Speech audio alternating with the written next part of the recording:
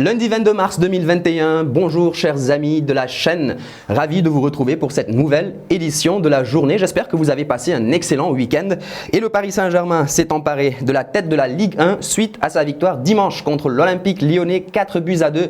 Des réalisations signées Kylian Mbappé, auteur d'un doublé, Danilo Pereira et Ángel Di María côté parisien et Islam Slimani et Maxwell Cornet côté lyonnais. Déjà double buteur en milieu de semaine face à Lille en Coupe de France, Mbappé a atteint dimanche la barre des 100 buts en Ligue 1, le tout à 22 ans. Autant dire que le numéro 7 parisien sera davantage sollicité par les plus grands clubs européens et par son actuel club d'ailleurs qui désire toujours le prolonger. Mais Leonardo, le directeur sportif parisien, a botté en touche au sortir de la rencontre.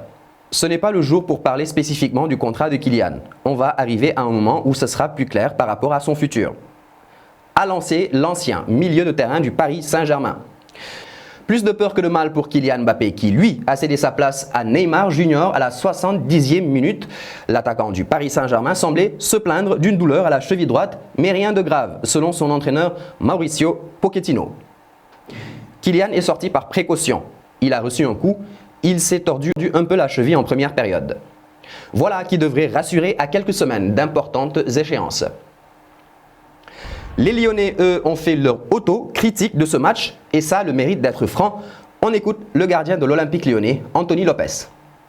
On a pu débuter, surtout comme on a pu faire une heure comme ça.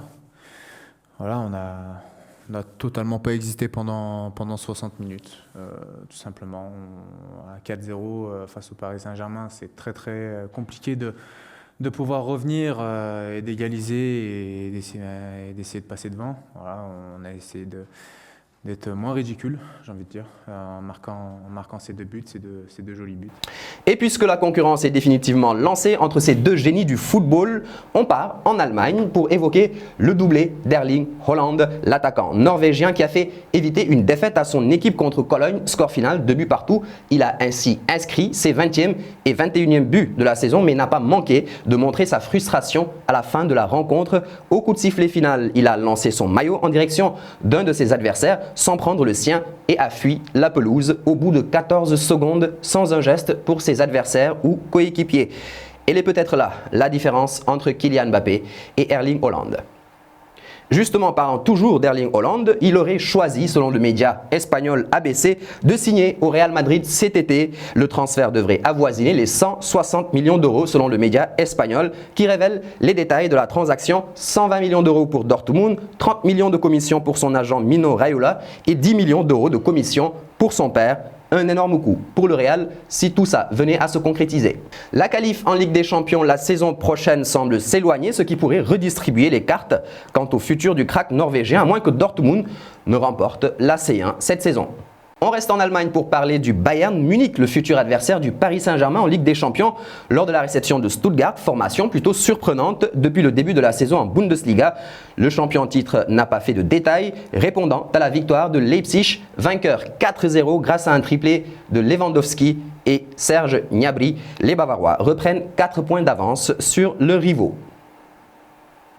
La 28e journée de la Liga a offert son lot de spectacles ce week-end. Ainsi, le Real Madrid a remporté son match face au Celta Vigo 3-1 grâce notamment à un doublé de l'inarrêtable Karim Benzema. L'Atlético Madrid s'est lui imposé sur la plus petite des marges grâce à Luis Suarez lors de la réception d'Alaves dimanche. Et puis le FC Barcelone n'a fait qu'une bouchée de la Real Sociedad, 6-1 à l'extérieur s'il vous plaît. Début signé Sergi Dest, auteur d'un doublé, Lionel Messi, auteur d'un doublé, Antoine Griezmann et Ousmane Dembélé. Et c'est quasiment le statu quo au classement où les Colchoneros, leaders, ont 4 et 6 points d'avance respectivement sur le FC Barcelone et le Real Madrid. En Angleterre, c'était week-end en championnat et coupe. Ainsi, à l'occasion du match en retard comptant pour la 18e journée de Premier League, Tottenham s'est relancé sur le terrain d'Aston Villa 2-0 quelques jours après son élimination surprise en Europa League contre le Dynamo Zagreb. En FA Cup, tous les autres gros ont joué leur quart de finale. Manchester City s'est ainsi imposé face à Everton 2-0. Chelsea a gagné contre Sheffield sur le même score et Leicester a écarté Manchester United 3-1. C'est peut-être là la surprise de ces quarts de finale. Et en demi-finale, on aura droit aux affiches Leicester-Southampton et le choc Manchester City-Chelsea. Enfin, en Italie, l'Inter Milan n'a pas pu creuser son avance en championnat suite au report de son match contre Sassuolo à cause de la Covid-19. Et le Milan AC, lui, en a profité lors de son déplacement sur le terrain de la Fiorentina après un match à rebondissement. Score final 3-2. L'Atalanta, qui pourra désormais se concentrer uniquement sur la Serie A après son élimination en Ligue des Champions, s'est imposé 2-0 contre l'Hellas Vérone. Par contre, la Juve est tombée à domicile contre Benevento. Voilà qui met un terme à l'édition de la journée. Merci de nous avoir suivis. Restez bien fidèles à nos programmes. Passez une excellente journée.